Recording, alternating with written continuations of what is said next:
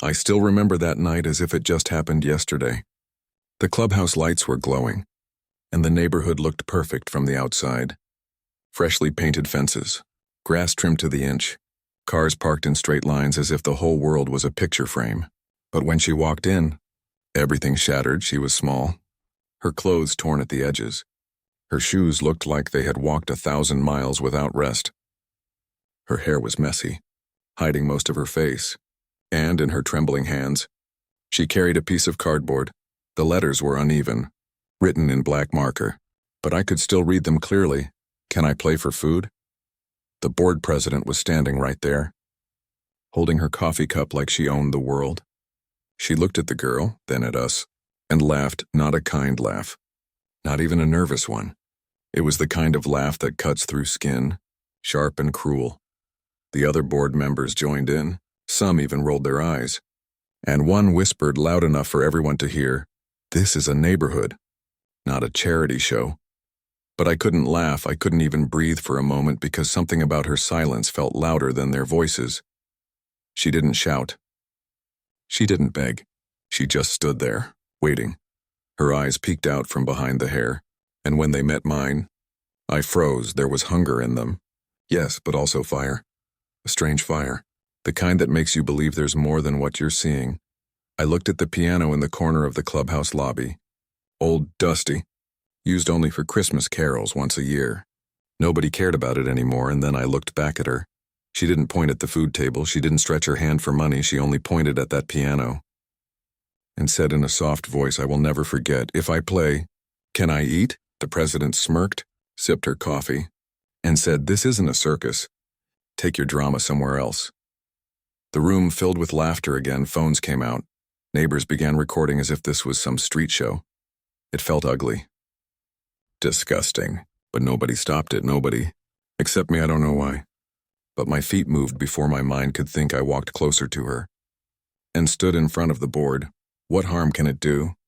"It's just a song," I said. But the president narrowed her eyes at me, the same way she always did when someone questioned her. "This is private property.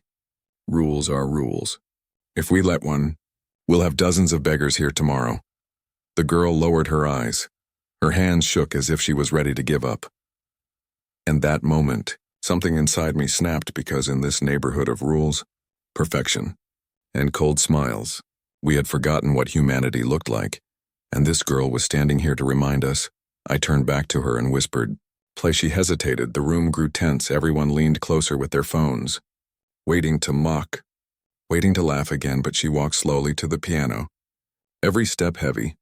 As if the whole world was on her shoulders, she sat down, placed her small fingers on the keys, and for a second, the whole clubhouse held its breath. The first note was weak, broken, almost painful to hear. Some people chuckled, whispering, shaking their heads, but then her hands began to move faster. The notes spilled like water, soft at first, then sharper, louder, until they filled the room. Every corner, every wall was trembling with her sound. I felt my chest tighten because this wasn't random noise, this wasn't practice. This was raw, pure. Genius. Her eyes closed as she played, and the music told a story words could never tell. I heard her hunger in the slow notes, her pain in the heavy chords, her fight in the rising melody that made the air itself vibrate. It was haunting, beautiful, and unstoppable. The laughter died. The phones went down. Even the president stopped sipping her coffee. Everyone was frozen. Everyone, except her. I don't know how long she played, minutes, hours. Time didn't exist in that room anymore, only her music did. And when her fingers finally rested, the silence was so heavy it felt alive. Nobody clapped, nobody spoke. It was as if we all realized at the same moment we had witnessed something extraordinary. She looked up at me, eyes glistening with tears. But she didn't cry. Instead, she whispered again, "Can I eat now?" The question cut through me like a knife because here was a girl, a prodigy, a once-in-a-lifetime talent, and all she asked for was food. I turned toward the table where the board sandwiches and cookies were laid out. The president crossed her arms, still fighting to hold her power, but for the first time, she looked nervous, and right there, in that silence, in that heavy moment, I realized this was no ordinary night. This girl wasn't just another stranger. She was going to change everything. But here's the question. I can't stop asking myself. And I want you to answer it too. If you were standing there, and you saw her play like that, would you have offered her food? Or would you have looked away like the rest of them? The room was frozen after her last note. Nobody spoke. Nobody moved. The president's smile had vanished. Her coffee cup trembled slightly in her hand. I could feel the shift. The power in that room had changed, not because of me, not because of the board, but because of her. The girl sat at the piano, her shoulders tense, waiting for something. Anything but the silence stretched too long. Finally, she whispered again, softer this time. "Can I eat now?" I looked around. At the table full of untouched food sandwiches stacked neatly, cookies in perfect rows, chips in polished bowls, food that had no meaning. Until this moment, I stepped toward it, ready to hand her something, but the president's voice cut through the air like glass. "No." The room gasped. Her tone was sharp, almost desperate, as if she was trying to hold on to control slipping from her hands. "This is private property. Rules are rules. We don't reward trespassers." I clenched my fists. The board nodded along with her, some reluctantly, others with smug relief, but the neighbors, the ones who had laughed minutes ago, they shifted uncomfortably now. They had seen what I saw. They had heard it too, and once you hear music like that, you cannot unhear it. The girl stood slowly. Her small hands fell to her lap. For a second, I thought she would walk out, disappear back into the shadows she came from. But she didn't. She looked straight at the president, and her voice, though soft, carried through the whole room. "Then why did you let me play?" The words hit harder than any rule book could. The president froze, her lips parted. But no answer came because the truth was obvious. She hadn't let the girl play. The girl had taken that moment herself. She had forced us to listen, and now she was forcing us to face who we really were. The tension was thick. Whispers began. Some neighbors looked guilty, others angry, some even ashamed of themselves for the first time. Cracks appeared in the perfect walls of this neighborhood. I felt something stir inside me, something I hadn't felt in years. Courage. Because I realized, if I didn't stand up right now, nobody ever would. I walked over to the food table, picked up a sandwich, and placed it in front of her. The president's face turned red. "You'll be fined for this," she hissed, but I didn't care. For once. The rules didn't matter, humanity did. The girl looked at me, her eyes wide with surprise. She touched the sandwich carefully, as if it might vanish if she moved too quickly. And then she took the smallest bite. I swear I saw tears glisten in her eyes. Though she blinked them away before they could fall, the room grew restless.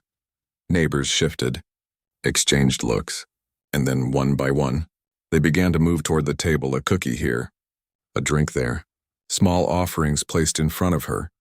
It wasn't much, but it was enough to break the spell the president had cast over this place for years.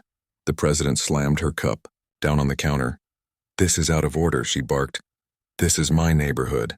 These are my rules." But her voice cracked, and for the first time, nobody listened. The girl ate slowly, every bite like it carried the weight of the world, and the music still lingered in the air, echoing in our hearts even though the piano was silent. I watched the president storm out of the room, her heels clicking furiously against the tile. Her power was slipping, and she knew it, but the girl, she didn't even notice. She was too busy eating it quietly, gratefully, and I couldn't shake the thought running through my mind. Who was she really? Where did she come from, and how could someone with nothing hold more power in her fingertips than the entire board combined that night? After everyone left, I stayed behind. The piano still sat there, keys worn from her touch. I placed my hand on it, and I wondered, what kind of life could shape a soul like hers? What kind of pain could turn into music so haunting, so unforgettable? I didn't have answers, but I knew one thing for sure. This wasn't the end of her story. It was only the beginning. And somehow, I was already part of it. So let me ask you this. If a single moment could shatter years of rules and power, do you think it was fate that she walked into our clubhouse that night? Or was it something bigger than all of us? The next morning, the neighborhood buzzed like never before. Whispers traveled faster than cars leaving for work. Everyone was talking about the girl, Some called her a nuisance, others called her a miracle, but nobody could deny one thing. She had shaken the heart of our perfect little world. I stepped outside with my coffee and felt the stares. Neighbors lingered by their mailboxes longer than usual. Their eyes followed me. Their voices dropped to a hush when I passed. They knew I had broken the rule. They knew I had defied the president, and in a place like ours, that was the biggest sin of all. By the afternoon, a letter was already taped to my door, bold red ink. Violation notice? The words glared at me like an accusation. For helping a starving girl, they wanted to fine me, $500. I laughed under my breath, but the laugh tasted bitter. The president was striking back. I could picture her face tight with rage. I could hear her voice echoing in the boardroom. We cannot lose control. One act of defiance becomes rebellion. She would rather bury the truth than admit her power had cracked, but it wasn't just about me anymore. By evening, the girl appeared again. Not in the clubhouse this time, but on the edge of the cul-de-sac. She sat quietly on the curb, her cardboard sign resting beside her. Her eyes looked tired, her hands folded on her lap. But when she saw me, she nodded once as if she expected me, as if I had become part of her story too. I walked over, ignoring the blinds shifting in windows. "Do you have somewhere to sleep?" I asked. She shook her head, her voice barely above a whisper. "Sometimes a bench, sometimes a bus stop." It hit me hard. Here we were, a neighborhood obsessed with lawn heights and mailbox colors, and she didn't even have a pillow. I thought of inviting her inside, but I knew the board was watching, every move, every word, and I wondered what they would do if I crossed that line. Would they fine me again, ban me, destroy me? The thought was heavy, but then I looked at her, and suddenly the rules didn't matter anymore. I brought her food, a blanket, small things. She accepted them without pride, without shame, just quiet gratitude. But when the night grew colder, I saw her eyes drift toward the clubhouse again, toward that dusty piano that seemed to call her name. And I knew music wasn't just something she did. It was something she needed. The next day, chaos erupted. The board held an emergency meeting. Their voices carried down the hall as neighbors gathered outside. I stood at the back listening. "This girl is a danger," one member barked. "She attracts outsiders. She lowers property value," another sneered. The president's voice cut through them all. "She makes us look weak, and weakness destroys neighborhoods." But then a soft voice rose from the crowd. It was Mrs. Parker, the oldest resident. Always quiet, always obedient, she cleared her throat and said, "Or maybe she makes us look human." The room went silent.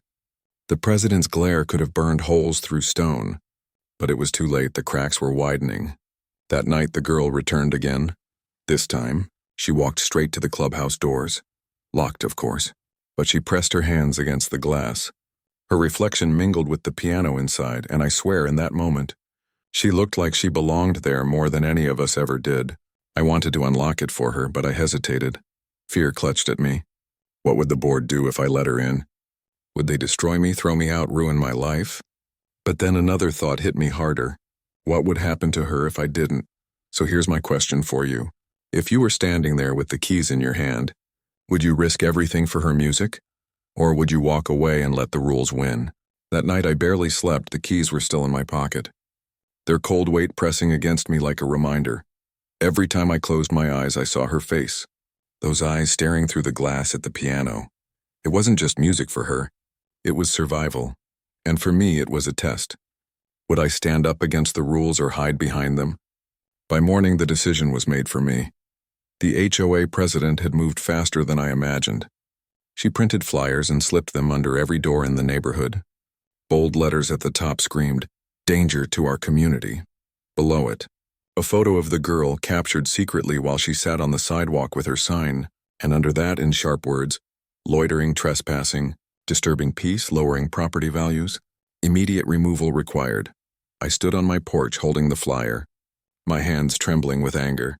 The paper felt like poison. Neighbors walked by whispering, some nodding in agreement, others shaking their heads, but all of them looking at me because by now they knew I was the one helping her. That afternoon, I found her near the corner bench. The flyer crumpled at her feet, her small shoulders hunched forward as if the weight of the whole neighborhood had fallen on her back. She didn't cry, she didn't scream.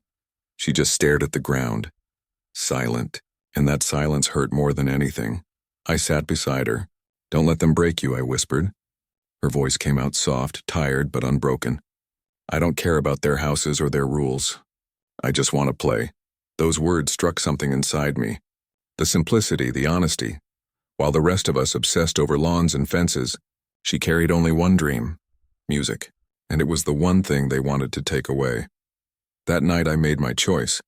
I waited until the street was quiet, the lights dimmed, and the neighborhood drifted into their safe little dreams. Then I called her. She followed me without a word, her blanket wrapped around her shoulders. Together we walked to the clubhouse. My hands shook as I slid the key into the lock. The click of the door echoed louder than thunder in my chest. When the door opened, her eyes widened for the first time. A small smile flickered across her face. The piano stood waiting in the dark, dust catching the faint glow of the exit sign. She rushed forward, her fingers trembling as they hovered above the keys, and then she played. The sound was soft at first, almost afraid, but within seconds the music filled the entire room, notes spilling into the night, weaving through the empty hall like a secret only we shared. Her face lit up, her shoulders straightened. It was as if the piano was breathing life back into her. I sat there in awe, forgetting everything, the fines, the president, the rules, because in that moment, none of it mattered, only the music did. But music carries farther than we realize. And as the final note lingered in the air, I heard it. The faint creak of a door. Footsteps slow, deliberate, my stomach sank. The president standing in the doorway, her arms crossed, her face twisted in triumph. Well, well, she said, her voice dripping with satisfaction. I knew it would be you. The girl froze. Her hand still hovering over the keys, I stepped forward, blocking her from the president's glare. This is wrong, I said firmly. She's just a child. She deserves music, not punishment. The president's laugh was sharp, bitter. This is not about music, it's about order. Once rules are broken, chaos follows, and I will not allow chaos in my neighborhood. She pulled out her phone. Snapping pictures. You'll both regret this, she hissed, before storming out into the night. The girl looked at me, fear creeping into her eyes. Are they going to take me away? She asked quietly. I didn't have an answer. But I knew one thing: we couldn't stop now. The next day, chaos truly began. The president paraded the pictures around, blasting them on the community email chain. Neighbors divided, some outraged, demanding I be fined, even evicted. Others whispered in private, she's just a girl. Why are we treating her like a criminal? The line between obedience and humanity had been drawn, and everyone had to choose a side. I walked through the neighborhood and felt it, the shift. Where once people looked away, now they stared openly, some with anger, others with quiet respect, and in the center of it all was her. This girl with nothing but a sign and a dream. She had become more than just a stranger. She was a spark, and sparks can start fires. That night I couldn't shake the question. Why was the president so obsessed? Why did she fear one girl with a piano so much? It wasn't just about rules anymore, it felt personal. As if the music threatened something buried deep in her. Something she didn't want the world to see. The girl's music had already changed me. It was changing neighbors, too. So what was it about those notes that terrified the president? What secret did she think the piano would reveal? And now I ask you, if you uncovered a leader in your community hiding a fear so deep it turned into cruelty, would you expose them? Or would you stay silent to keep the peace? The morning after the president caught us in the clubhouse, the air felt different. Not the usual calm suburbia with trimmed lawns and quiet sprinklers. It felt charged. Like a storm was about to break, my phone buzzed nonstop. Messages pouring in from neighbors, some furious, calling me reckless, accusing me of bringing trouble to the neighborhood, others quietly supportive, whispering encouragement in the shadows of their perfect houses. But one thing was clear: the president had declared war. She summoned an emergency HOA meeting. Printed notices slapped on mailboxes, taped to doors, even pinned to the community bulletin board. In bold red letters, violation hearing, unauthorized entry, immediate action required. Underneath, my name, and next to it her picture of the girl at the piano. Frozen in mid-play, my stomach turned. It wasn't just about fines anymore. She wanted to make an example of me. And of her, to prove that no one, no matter how small, could challenge her power. That evening I walked the girl back to the clubhouse steps. She sat there silently, her hands folded in her lap. Don't go in tonight, I told her softly. Her eyes searched mine, but the music, "It makes me feel alive," she whispered. I nodded. "It does for me too. But they're watching us now. And sometimes to win, you have to wait." Her disappointment broke me. She didn't ask for much, just a chance to play. And now even that was being taken. The night of the meeting arrived. The clubhouse was full, every chair taken. Neighbors packed shoulder to shoulder. The president stood at the front. Her clipboard clutched like a weapon, her smile sharp, her voice calm but venomous. "We are here to address a clear violation. Unauthorized use of HOA property. Harboring an unregistered vagrant. Actions that endanger the safety and reputation of our community." Murmurs rippled through the crowd. Some nodded in approval, others shifted uncomfortably. I stood up, my chest pounding. "She's not a danger," I said loudly. "She's a child. She's homeless. And all she wants is to play the piano." Gasps, whispers, a few claps from the back. The president's smile tightened. "This is not about music," she snapped. "This is about rules. If we let one outsider break them, what happens next? Where does it end?" But then something unexpected happened. Mr. Harris, the oldest man in the neighborhood, rose slowly from his chair. His voice cracked but steady. "When my wife was alive, she used to play that same piano. Music doesn't break communities. It builds them." The room went silent. The president's eyes darted nervously, and then Mrs. Lopez, the single mom from across the street, spoke up. "My son heard her play. It was the first time I've seen him smile in weeks." "You call that dangerous?" Voices grew louder. One after another, neighbors began to speak. Not all, but enough, and for the first time, the president didn't look invincible. She looked cornered. I watched her grip tighten on the clipboard. Her knuckles white, her eyes flicked to me with pure hatred. This wasn't just about rules anymore. It was about losing control, and she couldn't stand it. She slammed her gavel against the table. "Order," she barked. "This meeting is not a democracy. I am the elected president, and I decide." But her voice cracked mid-sentence. The girl had walked in. She slipped quietly through the back door, barefoot, her blanket trailing behind her. Every head turned, she walked straight to the piano without a word. And she played. The first note was soft, trembling. But then her hands moved faster, stronger. The room filled with a sound so raw, so beautiful, that even the angriest neighbors froze. Arguments died on lips, gavel lowered midair. The music cut through everything: fear, rules, power, pride. It reminded us all of something we'd forgotten, that we were human. Tears welled in my eyes. Even the president sat frozen, her lips pressed tightly, and in that moment, the girl wasn't homeless, she wasn't an outsider. She was the heart of the neighborhood. When the last note lingered, silence swallowed the room. No one dared move until Mr. Harris whispered, "Let her stay." The president slammed her gavel again. Louder this time. "This is manipulation," she shouted. "She is trespassing, she is unwanted, and she will be removed by force if necessary." Gasps filled the room. Her mask of control had cracked. Everyone saw it now, her cruelty, her obsession, her fear, but I still didn't understand. Why did the music make her so furious? Why did she want this girl gone so badly later that night? As I walked the girl back toward her bench, she asked quietly, "Why does she hate me so much?" I didn't know how to answer, but in my gut I felt it. There was more to this than rules. Something buried in the president's past. Something the music was pulling out, and now I wonder, if you discovered that your enemy's cruelty was rooted not in power but in a secret pain, would you show them mercy? Or would you use it against them? That night after the meeting, I couldn't sleep. The image of the president's face haunted me. Not angry the way it usually was, but shaken, pale, almost afraid. And the way her voice cracked when the girl played. That wasn't just anger, that was pain. I couldn't let it go. Why did this girl's piano cut her so deeply it didn't add up? Unless there was something she was hiding. Something buried in her past. The next day I walked around the neighborhood. People stopped me quietly. "Don't give up," whispered Mrs. Lopez. "Her playing." "It reminded me of when I was young," said another neighbor. It wasn't just me anymore. The girl's music was spreading like wildfire through the hearts of people who were once afraid. But while support grew, so did the president's rage. By noon, a new email arrived from her. Subject line: "Final notice. Trespasser will be removed by police." And attached, a photo of the girl's blanket on the bench. A chilling caption: "24 hours to clear this nuisance." My hands trembled. It wasn't just threats anymore.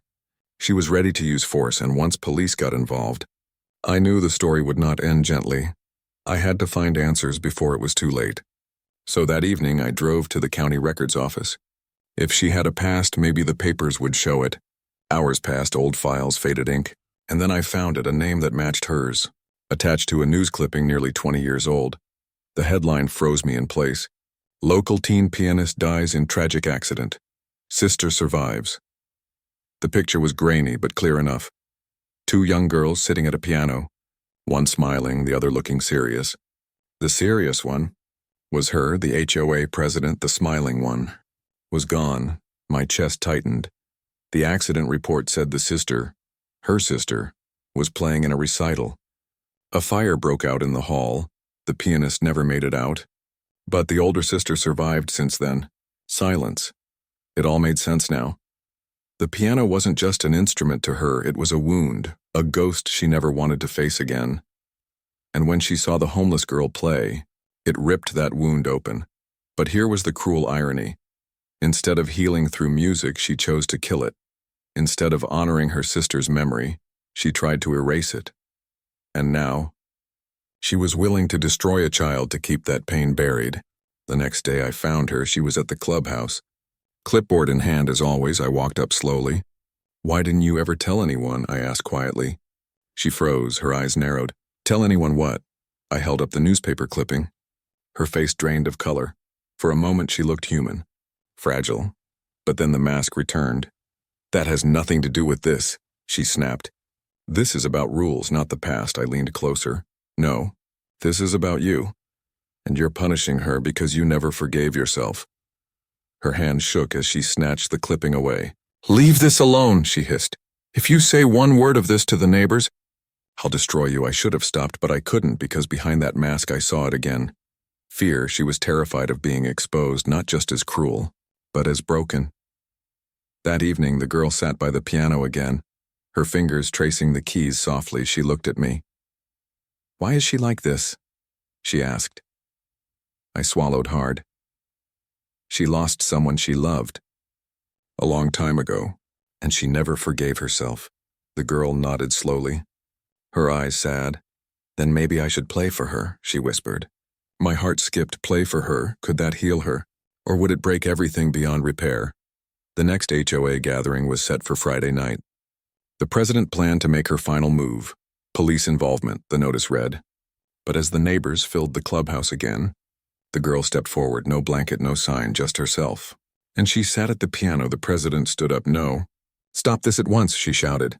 But no one moved, no one dragged her away. They wanted to hear, and she began. The notes flowed like water, soft at first, then rising, filling every corner of the room, the melody haunting yet full of hope. It was as if she was telling the story of loss and forgiveness. The neighbors sat in stunned silence, some wiped tears, and the president. She gripped the table so hard her knuckles turned white. Her eyes glistened, her lips trembling. Her walls were crumbling, piece by piece.